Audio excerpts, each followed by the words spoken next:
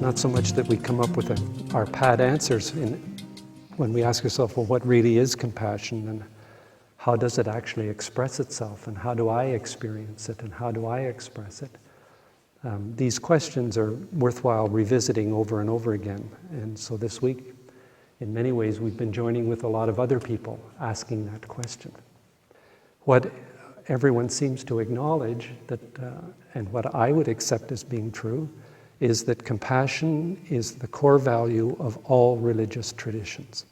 What is expressed in this charter as the golden rule. But what does it really mean to us? That's the key.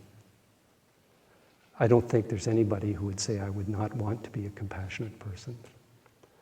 I think most of us would say, I would really like to learn to become a compassionate person.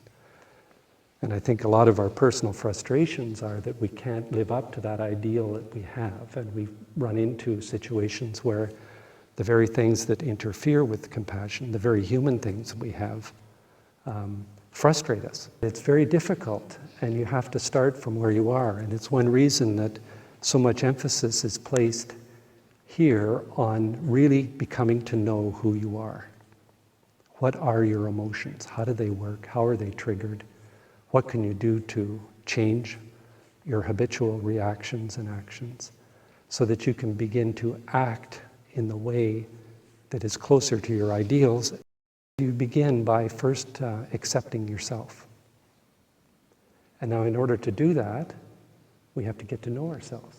You can't accept what you don't know. So and that's a difficult task. It's interesting that Karen Armstrong says over and over again in her books that the thing we've forgotten is that a spiritual life takes a lot of work. People think they can somehow just slide into it. It's just not true. And I think people who come here, for example, to do our 3-month course, that's one of the things they've committed themselves to. I am going to do this work so I can find out who I really am, and then I have something different to present, to give to other people, and also a different kind of life experience. And it begins there. So it's that very apparently simple thing of learning to accept who we really are, physically,